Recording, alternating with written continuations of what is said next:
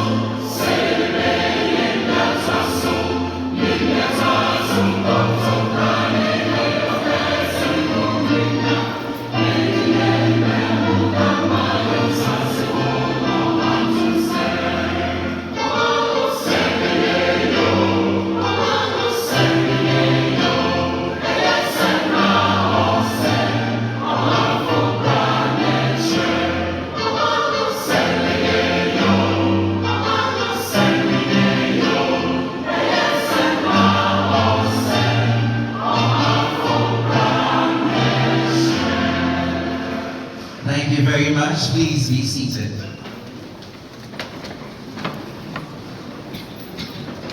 Agitated and demanded for the colonial government to allow for citizens' representation in decision-making processes.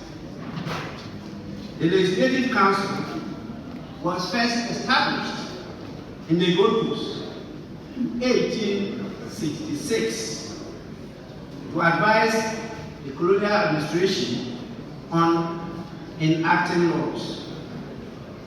It was, however, not until 1888 that the first African unofficial member, John Saba, was nominated to the council. Don't forget that John Mensah Saba was the first full-blooded Ghanaian to be called to the bar in 1887 as a lawyer. But before that, there was one rival who was called to the bar in 1883.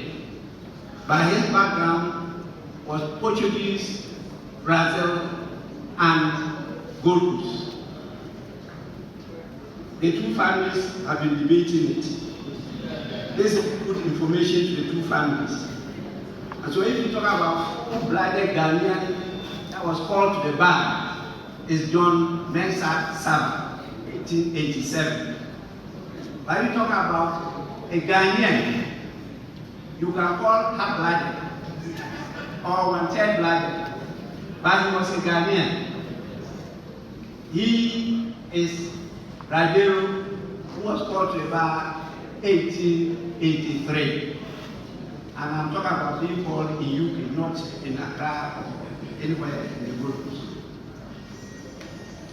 I know why I'm emphasizing it was the two families have gotten in touch with me when I made a statement on the floor of Parliament on this matter. So I want it to be clarified.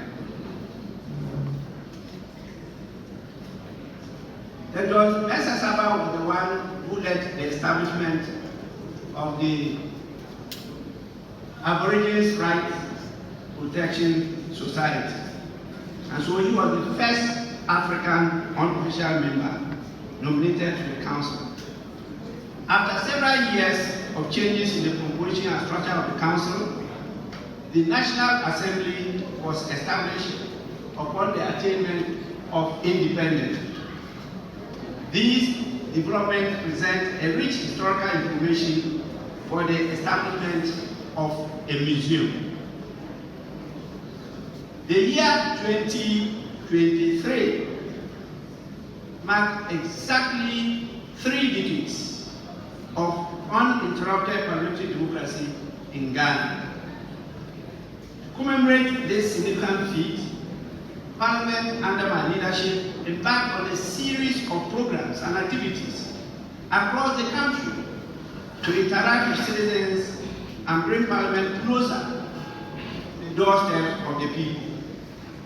We watch with great admiration the enthusiasm with which Ghanaians came out in their numbers to participate in the games, the health walks, the mock parliaments, and the fora that we held.